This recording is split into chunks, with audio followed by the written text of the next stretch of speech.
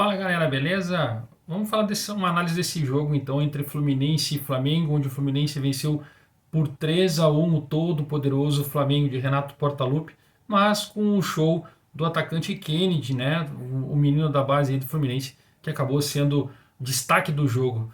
E a gente tem para falar que o próprio Marcão, treinador do Fluminense, conseguiu aí amarrar muito bem o Flamengo do Renato, aproveitando que o Flamengo não estava com os seus principais jogadores. E aí ele montou um esquema muito para frente, mas jogando, pressionando até então o próprio Flamengo. Ele veio no 4-1, 2-3-1, né? Ele veio uma diferença ali no posicionamento, com os jogadores um pouco espaçados, para meio que atrapalhar o sistema defensivo do Flamengo. Mas ao mesmo tempo o jogo não apresenta o resultado exatamente o que foi, porque o Flamengo teve maior posse de bola, o Flamengo teve maior número de transações. Então eu vim buscar os números para ter mais ou menos um retorno aqui do que é, para te passar mais a real do que aconteceu, porque em posses de bola deu 72% para o Flamengo. E disputas de bola vencida, o Flamengo teve 48 e o Fluminense 51. Isso mostra que o Flamengo atacou mais, né? Ele atuou mais no campo do Fluminense, mas o Fluminense conseguiu recuperar mais esse poder de bola e sair no contra-ataque. O Fluminense saía muito pelos lados, né? O André, esse é outro menino, outro destaque da base do Fluminense, hein? Foi muito bem um achado do Fluminense. Esse André aí vai ser muito bom jogador, sei lá, um termo aí foda, vai ser assim, sei lá, vamos dizer assim, foda, porque ele se destacou hoje no meio campo, né, dos dois times ali, comandando o meio campo. E o Flamengo, o Renato apresentou que ele ia entrar com o time modificado, porque tem muitos desfalques, e, e ali ele optou de última hora entrar com o Diego Ribas no lugar do Ilharão, o Diego fazendo uma função de volante justamente pelo posicionamento do Fluminense, que aí ele conseguiria deixar o time mais para frente.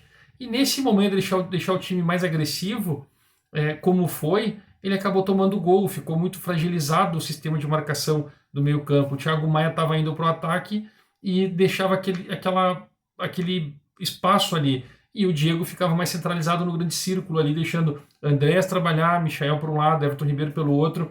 E no ataque ele começou com o Gabriel, e aí depois ele entrou o Vitinho. E no Vitinho ele botou no lugar do, é, do Diego, né? E o que acontece com isso?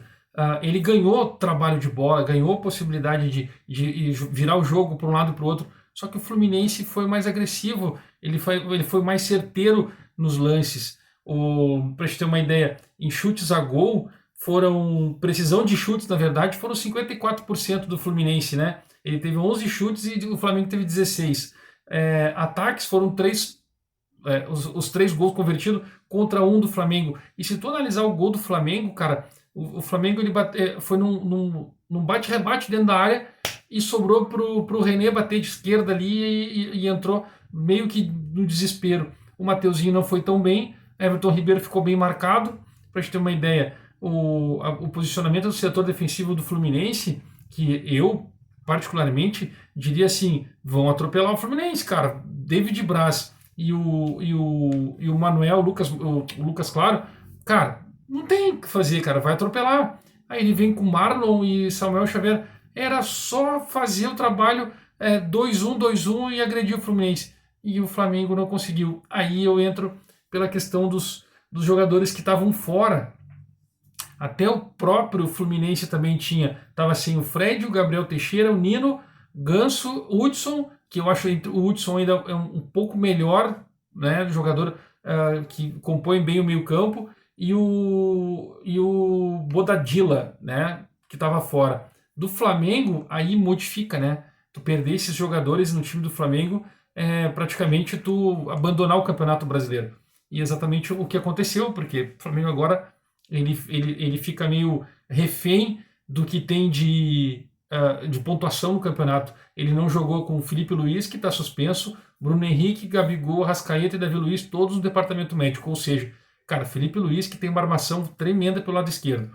Bruno Henrique e Gabigol, os dois atacantes. Arrascaeta, o cérebro do time no meio campo, que faz aquela função do mineirinho, sabe? Que vou e não vou ali, vou dar uma chegadinha do lado de cá, e vou dar uma enganada. Ele sai por trás de todo mundo, ninguém percebe ele, e daqui a pouco ele está entrando na área e deixando alguém pifado ou fazendo gol. E o Davi Luiz, a gente não precisa falar do histórico dele como zagueiro. Então, o time do Renato, eu ainda não sei do Andréas jogando como meia centralizado.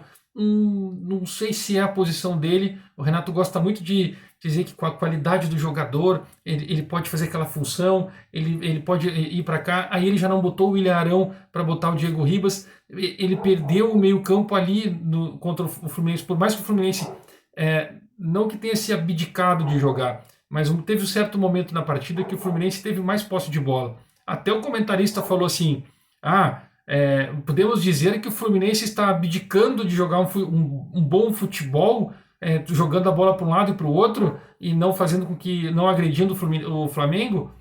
Esse é o detalhe que o cara tem que perceber, até que ponto isso modificaria o esquema de jogo, o que estava sendo planejado, e era o que o Marcão fez. O Marcão fez o quê? Ele fez o gol, deu uma segurada para ver como é que o Renato ia vir, ele estudou, ele já sabia mais ou menos como o Renato ia mexer nas peças, e aí deixou o Renato trabalhar. Quando ele dava a bola para o Flamengo, ele sabia o que ia acontecer. Ele se postava em 5 defensores na frente da área, e mais 4 na frente dos 5. Recuou as linhas e tentava sair no contra-ataque junto com aquele André, que é muito bom jogador, aquele guri. E aí ele estudou o Flamengo, estudou o que o Renato ia fazer.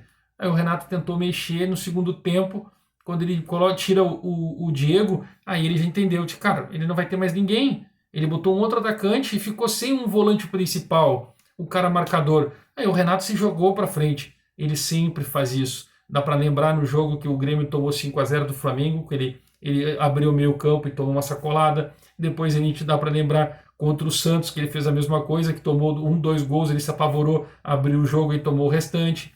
Ele sempre faz alguma coisa desse tipo. O Flamengo só não tomou mais por 2 situações, porque o Rodrigo Caio e o Léo Pereira seguraram muito a bronca ali atrás, o René estava não dando pancada, mas ele estava fechando bem pelo lado dele ali, não deixava o Fluminense criar tanto, mas quando fazia um 2-1 nas costas dele já atrapalhava.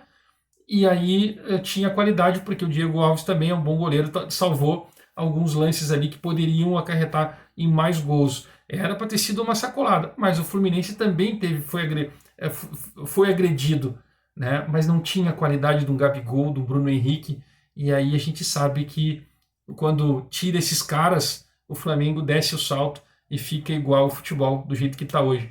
Com esses caras, o Flamengo é o melhor time do Brasil. Eu posso dizer que junto com o Atlético Mineiro e o Palmeiras correndo por trás. Para mim são esses 3 aí. Mas agora, depois dessa derrota aí já nessa finaleira, não que não tenha ponto suficiente para buscar o título em cima do Atlético Mineiro. O problema é que o Atlético Mineiro está pontuando todos os jogos. Esse é o detalhe, ele não está patinando. Ele está indo aí. Beleza? Para quem não me conhece, eu sou Léo Nascimento, jornalista em formação, e estou aqui criando esse canal para falar sobre análise de futebol. Gostou? Dá o like, se inscreve, ative notificações para poder ver vídeos e compartilhe com amigos, né? Faça esse favor para nós, dá essa moral. Valeu!